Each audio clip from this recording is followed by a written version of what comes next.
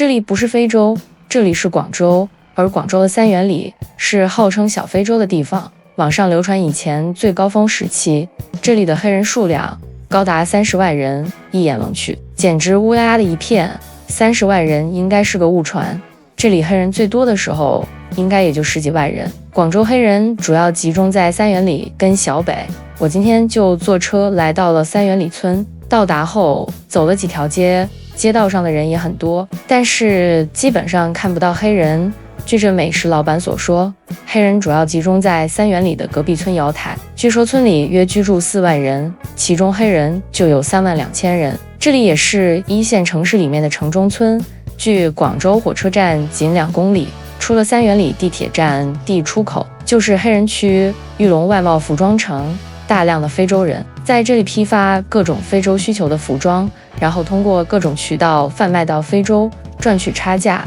很多非洲人在这里经商、结婚生子、长期定居，在广州已经生根发芽，他们可以说一口流利的中国话，还有很多黑人在中国生下了黑二代。那为什么广州会有这么多的黑人？其实黑人的在历史上曾3次进入中国，第一次是在唐朝时期，大量的黑人通过被贩卖的方式来到中国的土地上，他们也被称为昆仑奴，因为力气大肯吃苦，昆仑奴一度深受贵族们的喜欢。第二次是在清朝闭关锁国时期，广州作为唯一一个对外交流的口岸地区，逐渐涌进了大量的外来户，其中当然也不乏众多的黑人。第三次是中国打开国门，拥抱国际贸易，而广州作为最早开放的外贸城市之一，更是吸引了大量的黑人来到这里，与非洲国家之间的贸易往来。据相关数据显示，2014年广州对非贸易额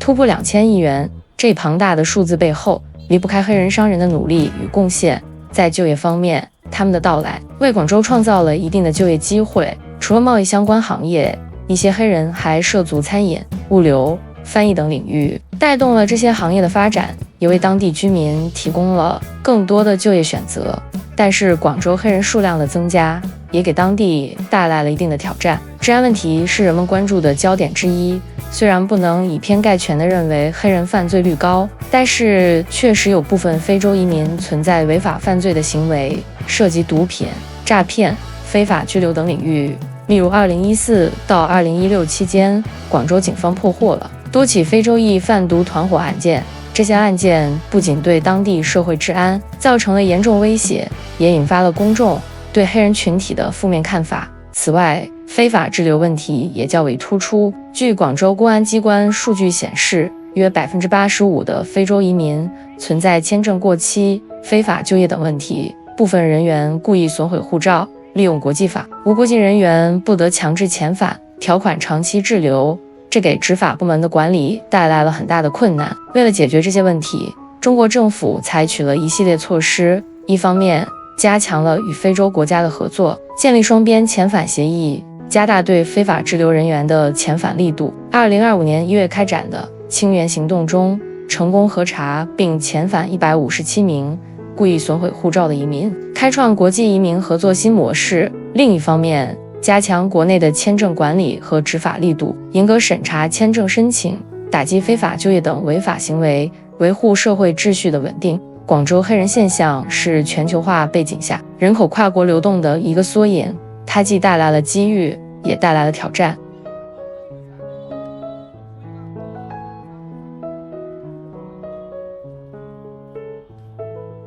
顺着这条小路就到了瑶台村，街巷两旁停满了电动车，可见这里住的人是真多。两侧是各种小吃店、猪脚饭、快餐、果蔬店、超市等，烟火气十足。白天大街上非洲人很少，毕竟他们说来经商做生意的，不是来中国玩的，只有到晚上甚至半夜，他们才会回到村里居住休息。这里是非洲人居住的环境，巷子入口光的尽头是黑暗，黑暗的尽头又藏着光。当我走进瑶台村之后，就像穿越到了另外一个世界。9曲18弯的巷子有500多条，就像迷宫一样，就连送外卖的小哥都会迷路，房屋密密麻麻，大白天都要开着路灯，不然路都看不见。小巷过2个电动车都费劲，还有我从来没有见过的大老鼠，头顶上没干的衣服，还带着一股朽木的味道。阴暗潮湿、脏乱差的路面让我想起了印度的画面。到了一个拐角，仿佛就像穿越了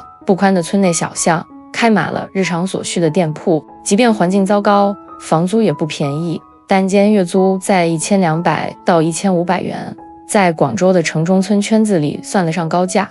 但架不住这里位置好，离火车站近，货物运输方便，而且聚集效益明显，找货源、谈生意都方便，所以大家也都愿意买单。村里很少有本地人常住，大多是非洲商人和做外贸生意的中国人，形成了一个独特的小圈子。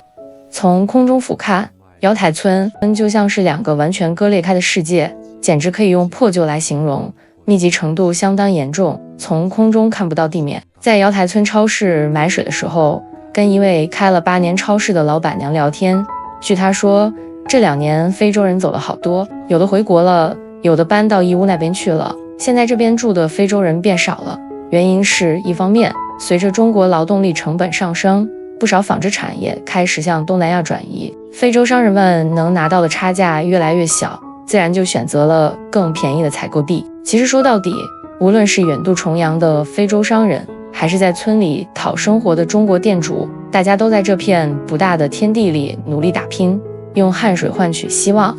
肤色不同，语言不同，文化不同，但对美好生活的向往是相通的。接下来就是抗英斗争纪念馆的参观。三元里这个村子因为清末抗而被人们所熟知。1841年那阵，英军在村里烧杀抢掠，激怒了当地乡民，大家在三元里古庙前集会，举着3星旗发誓，旗进人进，旗退人退，打死无怨，还联合了周边103乡的乡亲，在牛栏岗设下埋伏，用刀矛锄把硬是打跑了装备精良的英军。现在走在抗英大街上，踩着青石板路，依然能想象到当年村民们奋勇抗敌的场景，这份家国情怀早就融进了村子的每一寸土地。如今的三元里村处于广州市的中心街道，车水马龙，拥有世界最大规模的皮具市场群，经济实力非常强。最后来一段沉浸式的视频。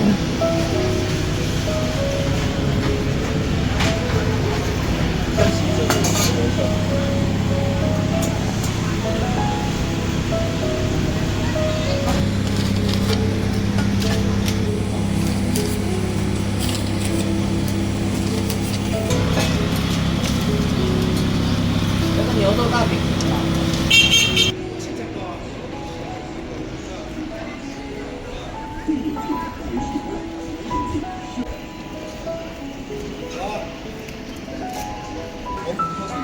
係啊，佢唔同嘅。佢嗰個水會錯嘅喎。上面過嚟俾人